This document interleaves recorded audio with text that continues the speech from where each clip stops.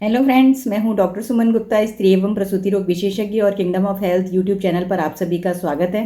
अगर अब तक आपने इस चैनल को सब्सक्राइब नहीं किया है तो प्लीज़ इसको सब्सक्राइब कर लीजिए, क्योंकि विमेन हेल्थ पर हम वीडियोस बनाते हैं जो कि आपके लिए बहुत ही सिंपल और समझने में सरल होते हैं।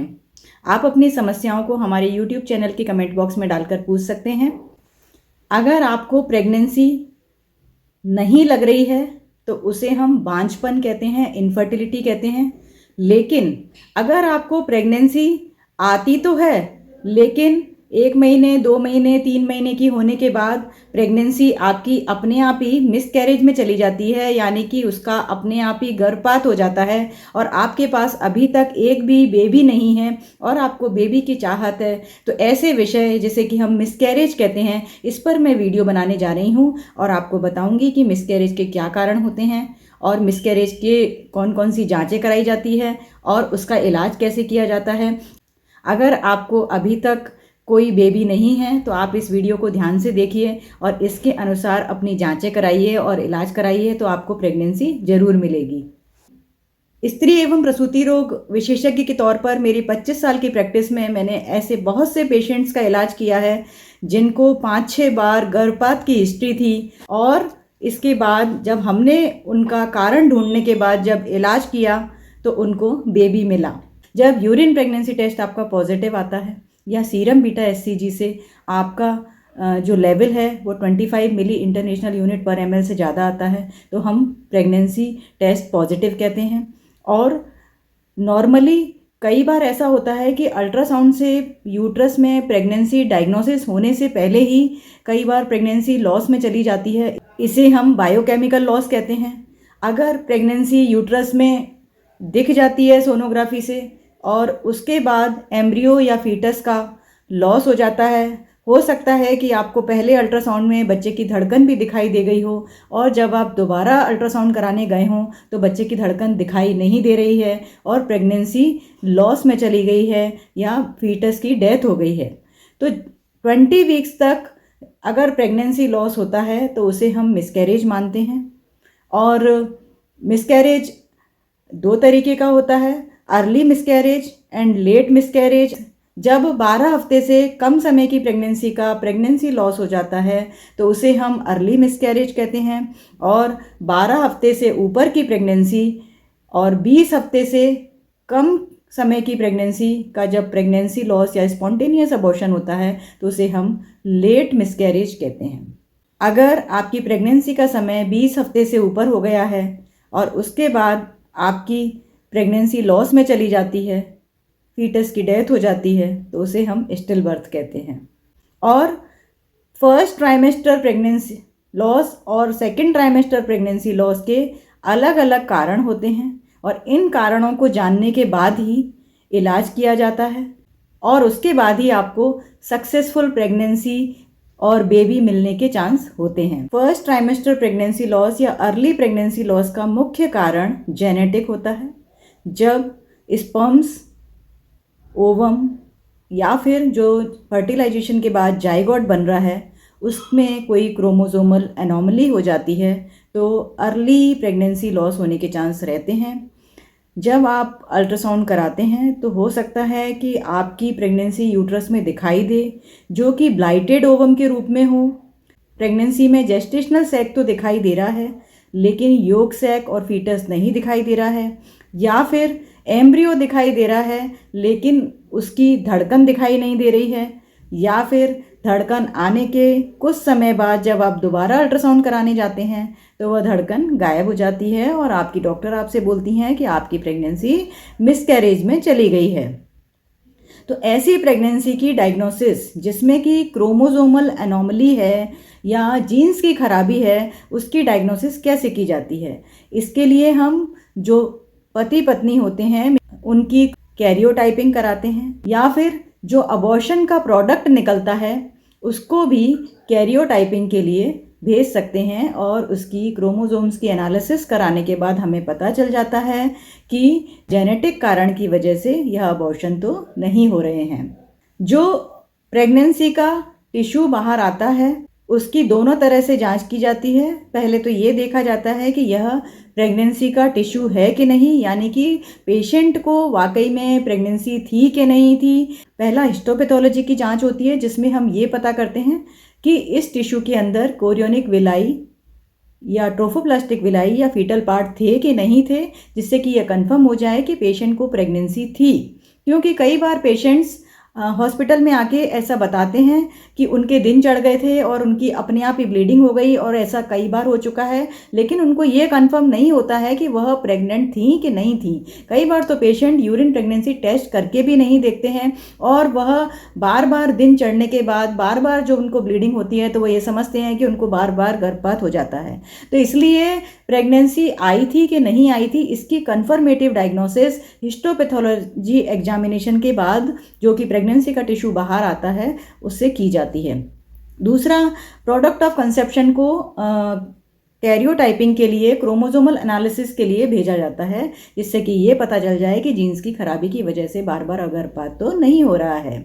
मेल और फीमेल पार्टनर्स एवं प्रेगनेंसी टिश्यू की कैरियोटाइपिंग के बाद जहाँ भी जेनेटिक डिफेक्ट पता चलता है, तो फिर हम पेशेंट को एडवाइस करते हैं कि आपको डोनर एग या डोनर स्पर्म या आईवीएफ के द्वारा ही प्रेगनेंसी मिल सकती है। मिसकैरेज का दूसरा जो कारण होता है वह होता है यूट्रस में एनोमलीज होना, या यूट्रस में बच्चेदानी में बनावटी खराबी होना। कई बार यूनिकॉर्निनेट यूट्रस होता है, बाइकॉर्निनेट यूट्रस होता है, यूट्रस के अंदर सेप्टम होता है, या फिर बच्चेदानी के मुंह में कमजोरी होती है, जिसे हम सर्वाइकल इनकॉम्पिटेंसी कहते हैं। तब यूजुअली सेकंड ट्राइमेस्टर अबॉर्शन के चांसेस होते हैं, और इसमें अक्सर यूट्रस की एनोमलीज होने में या यूट्रस में फाइब्रॉइड होने में या कोई बड़ी खराबी होने में यूजुअली प्रेगनेंसी का जो सक्सेसिव अबॉर्शन होता है, शुरू में वह जल्दी जल्दी होते हैं। जैसे कि अगर पहला अबॉर्शन 8 हफ्ते पर हुआ है तो दूसरा अबॉर्शन 9 हफ्ते पर होगा, और चौथा अबॉर्शन हो सकता है 11-12 हफ्ते पर होगा। इस तरीके से जो अबॉर्शन का जो टाइम पीरियड होता है, जो जेस्टेशनल पीरियड होता है, वह बढ़ता चला जाता है। और यूजुअली जो बच्चेदानी में खराबी की वजह से अबॉर्शन होते हैं वह सेकंड ट्राइमेस्टर में होते हैं। इसके लिए अगर फाइब्रॉइड यूट्रस है तो आप सर्जरी करा सकते हैं, और बनावटी खराबी है तो डॉक्टर डिसाइड करते हैं कि सर्जरी करने के बाद मरीज को कितना फ़ायदा होगा। जैसे कि सेप्टम है तो उसको सर्जरी से हटा दिया जाता है, और यूनिकॉर्निनेट या बाइकॉर्निनेट यूट्रस है तो उसकी भी प्लास्टी की जाती है, और अंत में सक्सेसफुल रिजल्ट मिलने की संभावना होती है। अगर सर्वाइकल इनकॉम्पिटेंसी है तो प्रेगनेंसी आने के बाद बच्चेदानी के मुंह पर एक टाँका लगा दिया जाता है, जिसकी वजह से बच्चेदानी का मुंह ढीला नहीं पड़ता है और प्रेगनेंसी सक्सेसफुली आगे बढ़ती चली जाती है। तीसरा जो कारण होता है मिसकैरेज का, वह होता है कई प्रकार के इन्फेक्शंस शरीर में होना। इसमें बच्चेदानी में इन्फेक्शन हो सकते हैं या फिर शरीर में इन्फेक्शन हो सकते हैं, जैसे कि सेक्सुअली ट्रांसमिटेड डिजीज़ हैं, गोनोरिया है, क्लेमाइडिया है, या टॉर्च इन्फेक्शंस हैं, साइटोमेगेलोवायरस है, टॉक्सोप्लाज्मोसिस है। इसके लिए हम ब्लड टेस्ट कराते हैं और हाई वजाइनल स्वाब की कल्चर सेंसिटिविटी कराते हैं और देखते हैं कि अबॉर्शन का कारण कहीं इन्फेक्शन तो नहीं है। चौथा जो कारण होता है वह होता है एंडोक्राइनल डिसऑर्डर्स। अगर किसी पेशेंट को कोई क्रॉनिक बीमारी है, अगर आपको अनकंट्रोल्ड डायबिटीज़ है या हाइपोथायराइडिज्म है या पीसीओडी की शिकायत है, तो हार्मोनल डिस्टर्बेंस होने की वजह से भी आपको बार बार गर्भपात हो सकता है। कई बार ओवरीज वीक होती हैं, प्रेगनेंसी आ तो जाती है लेकिन ओवरीज से हार्मोन्स ठीक से नहीं निकलते हैं, तो उसकी वजह से यूट्रस में प्रेगनेंसी अच्छी तरह से बढ़ नहीं पाती है और उसका गर्भपात हो जाता है। इसके लिए हम बाहर से हार्मोनल सपोर्ट देते हैं कि आजकल लेट मैरिजेस होती हैं और मरीज की उम्र ज़्यादा होती है, तो उम्र ज़्यादा होने की वजह से भी अबॉर्शन के चांसेस बढ़ जाते हैं। कई बार पेशेंट्स में ऐसा पाया जाता है कि जब पेशेंट को हम इन्वेस्टिगेट करते हैं तो उनमें कोई भी कारण निकल कर नहीं आता है।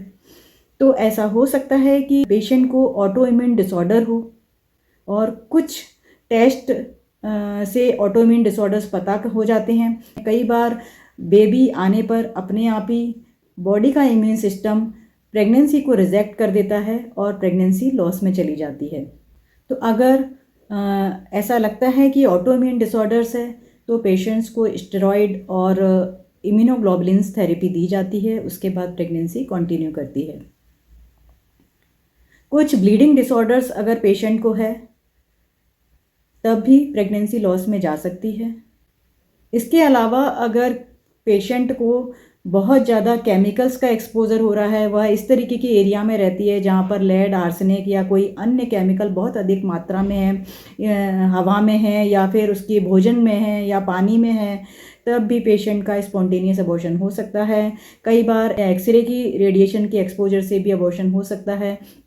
और कुछ पेशेंट्स को कैंसर के लिए कीमोथेरेपी या रेडियोथेरेपी चल रही होती है, तो उनसे भी जो है प्रेगनेंसी लॉस हो सकता है। इसके अलावा कुछ मेडिसिन्स होती हैं जैसे मीथोट्रेक्सेट है, मीजोप्रोस्टॉल है, माइफिप्रिस्टोन है और रेटिनोइक एसिड है और अन्य कुछ मेडिसिन्स हैं जिनकी वजह से आपका गर्भपात हो सकता है। आजकल ऐसा देखा गया है कि लोग लेट मैरिज करते हैं और मैरिज के बाद उनको प्रेगनेंसी नहीं चाहिए होती है और वह अनवांटेड प्रेगनेंसी उनको हो जाती है, तो वह बार बार गर्भपात भी कराते हैं और बार बार गर्भपात या डीएनसी कराने की वजह से सर्वाइकल इनकॉम्पिटेंसी होने के चांसेस होते हैं। और इसके अलावा यूट्रस में भी प्रॉब्लम हो सकती है जिसकी वजह से भी आपको बाद में अबॉर्शन के चांसेस बढ़ जाते हैं। जांचें कौन कौन सी कराई जाती हैं? जब आप हमारे पास मिसकैरेज की हिस्ट्री से आते हो तो उस समय मिसकैरेज को मैनेज करने के बाद हम आपको बोलते हैं कि अगले महीने जब आप आओगे तो आपको पूरी तरह से इन्वेस्टिगेट करेंगे। अगर आपको बार बार मिसकैरेज की हिस्ट्री है तो आप पीरियड के दूसरे या तीसरे दिन डॉक्टर के पास जाइए और अपना पूरा चेकअप कराइए कि आपका कारण क्या है। डॉक्टर आपके ब्लड टेस्ट करेंगी, आपका इंटरनल चेकअप करेंगी और आपको अल्ट्रासाउंड करवाएंगी और इसके अलावा ज़रूरत पड़ने पर आपकी हिस्ट्रोस्कोपी और लेप्रोस्कोपी भी हो सकती है।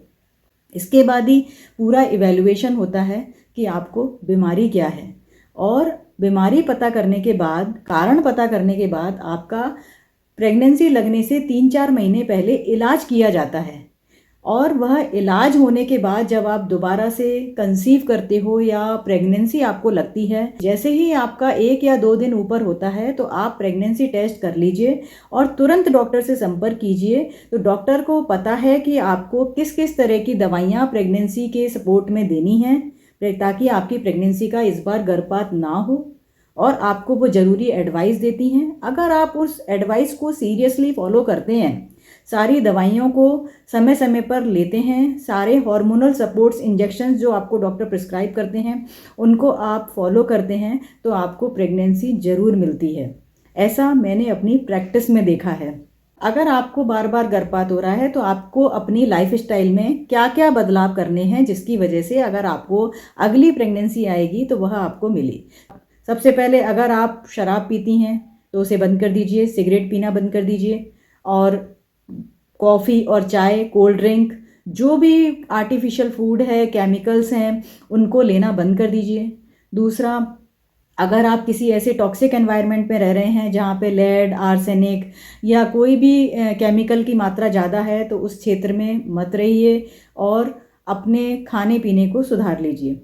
अगर आपका वज़न ज़्यादा है, जैसे कि आपको पीसीओडी की प्रॉब्लम है, तो आप अपनी हाइट के अनुसार अपना वज़न कीजिए। वज़न कम करने के लिए आप अपनी डाइट पर ध्यान दीजिए। नंबर 2, एक्सरसाइज कीजिए। तीसरा, स्ट्रेस लेवल कम कीजिए। चौथा, योगा कीजिए। ये 4 चीज़ें आपके वज़न कम करने में आपको सहायता करेंगी और अगर आपको हार्मोनल डिस्टर्बेंस हो रहा है तो वह भी ठीक हो जाएगा।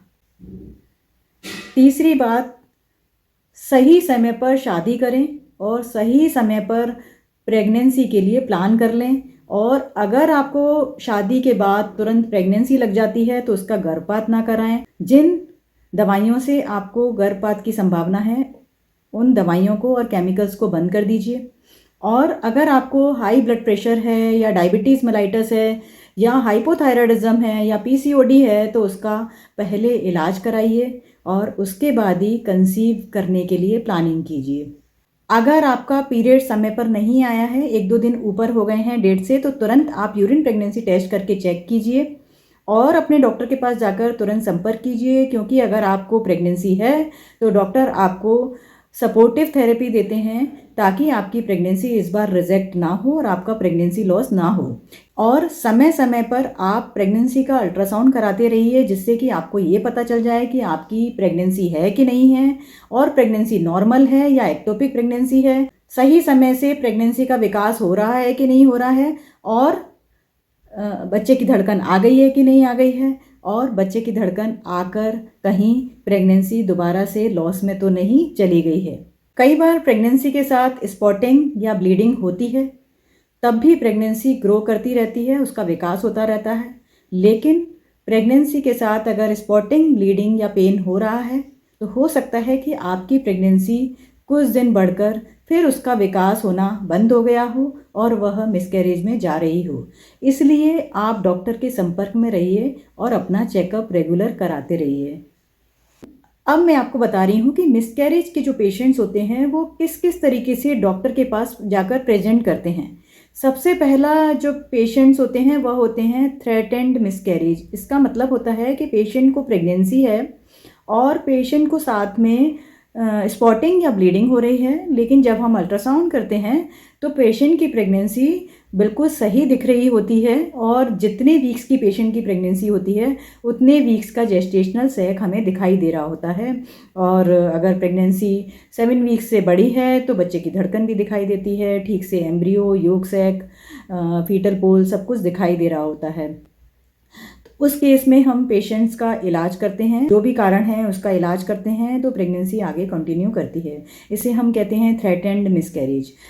दूसरे तरीके के जो पेशेंट होते हैं उसमें पेशेंट हमको बताते हैं कि कुछ महीने प्रेगनेंसी के बाद ब्लीडिंग हो गई है और कुछ टुकड़े भी बाहर आ रहे हैं, और जब हम अल्ट्रासाउंड करते हैं तो कुछ पीसेस हमें यूट्रस में दिखाई देते हैं और पेशेंट इनकम्प्लीट अबॉर्शन के प्रोसेस में होती हैं, जिसे हम इनएविटेबल अबॉर्शन कहते हैं। मतलब कि इलाज करने से अब प्रेगनेंसी आगे नहीं बढ़ेगी और इस पेशेंट को या तो हम मेडिसिन देते हैं कंप्लीट अबॉर्शन करने के लिए, या फिर हम सक्शन इवैक्यूएशन या सर्जिकल डीएनसी करते हैं प्रोडक्ट्स को बाहर निकालने के लिए। उसके बाद पेशेंट ठीक हो जाती हैं और फिर पेशेंट को 1 महीने बाद बुलाकर उसको पूरी तरह से इन्वेस्टिगेट किया जाता है कि अबॉर्शन का कारण क्या है, और फिर जब इलाज किया जाता है कारण जानने के बाद, तो 3-4 महीने बाद जब दोबारा से पेशेंट प्रेग्नेंट होते हैं तो वो उनको प्रेगनेंसी मिलने के चांसेस ज़्यादा होते हैं।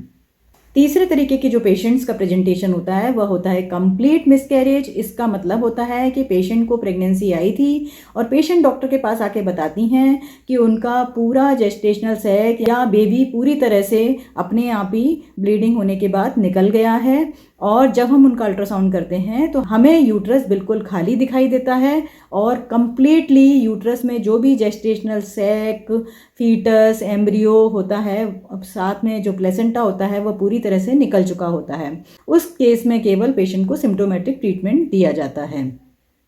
चौथी तरह के जो पेशेंट्स होते हैं वह होते हैं मिस्ड मिसकैरेज। इसका मतलब होता है कि पेशेंट की प्रेगनेंसी आई थी और प्रेगनेंसी अपने आप ही डिमाइस में चली गई है, मतलब फीटस की डेथ हो गई है, और उसके बाद अभी पेशेंट को सिम्टम्स हो भी सकते हैं और नहीं भी हो सकते हैं। पेशेंट जनरली डॉक्टर के पास अपना रेगुलर चेकअप कराने जाती हैं, तो जब हम अल्ट्रासाउंड करते हैं तो हम देखते हैं कि या तो अल्ट्रासाउंड में ब्लाइटेड ओवम आ रहा है, या फीटस दिखाई नहीं दे रहा है, या फिर 7 वीक्स से बड़ी प्रेगनेंसी है और उसमें हमें एम्ब्रियो के अंदर कोई फीटल हार्ट साउंड दिखाई नहीं दे रही है, या फिर बड़ी प्रेगनेंसी है और उसमें भी फीटस के अंदर बच्चे की धड़कन नहीं है। तो उस केस को हम कहते हैं मिस्ड मिसकैरेज, और इस केस में पेशेंट को एडवाइस की जाती है कि आप इसको टर्मिनेट करा लीजिए, क्योंकि अब आपकी प्रेगनेंसी अंदर यूट्रस में ही डेड हो चुकी है। 6 to 8 वीक्स की प्रेगनेंसी के लिए एम्प्टी पिल्स की गोलियां दी जा सकती हैं, लेकिन पेशेंट को ऑब्जर्वेशन में रखना पड़ता है। और 8 वीक्स से बड़ी प्रेगनेंसी के लिए पेशेंट को हॉस्पिटलाइज करके या तो सर्जिकल डीएनसी की जाती है, सेक्शन इवैक्यूएशन किया जाता है, या फिर और बड़ी प्रेगनेंसी के लिए पेशेंट को एडमिट करके मेडिसिन्स लगाई जाती हैं, उसके बाद उनका अबॉर्शन कराया जाता है। कई बार गलत तरीके से अबॉर्शन करवाने की वजह से पेशेंट को इन्फेक्शन भी हो जाता है यूट्रस में, तो उसे हम सेप्टिक अबॉर्शन का केस कहते हैं। उसके लिए भी पेशेंट को एडमिट करना पड़ता है और हैवी एंटीबायोटिक लगाई जाती हैं, और अगर प्रोडक्ट्स अंदर हैं तो पेशेंट के ठीक होने के बाद ही फिर डीएनसी की जाती है। अबॉर्शन का प्रोसेस कराते समय आपको अपना ब्लड ग्रुप ज़रूर करा लेना चाहिए, क्योंकि अगर आपका ब्लड ग्रुप RH नेगेटिव है तो आपको एक इंजेक्शन लगाया जाता है NTD का, जिसकी वजह से आपको फ्यूचर में गर्भपात ना हो। और अबॉर्शन के बाद pain killer, iron, calcium, vitamins और एंटीबायोटिक दी जाती हैं। इसलिए अबॉर्शन का प्रोसेस आप अपने डॉक्टर के सुपरविजन में कराएं, क्वालिफाइड डॉक्टर से कराएं, ताकि फ्यूचर में आपको कोई कॉम्प्लिकेशन ना हो और आपको बार बार गर्भपात ना हो और अगली प्रेगनेंसी में आपको बेबी ज़रूर मिले। Thank you friends.